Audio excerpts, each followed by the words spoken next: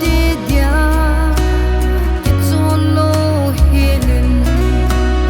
ne le don sil le chin gel na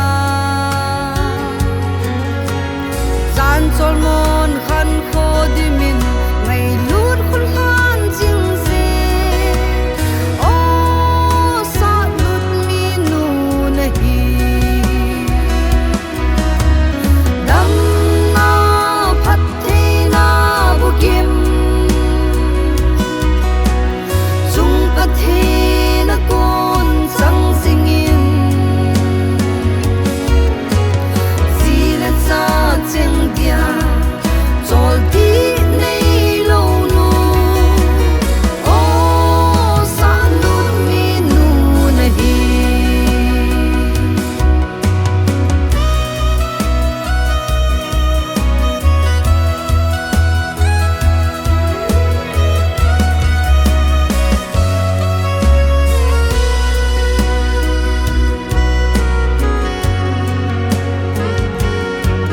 hi banga mi man tam hi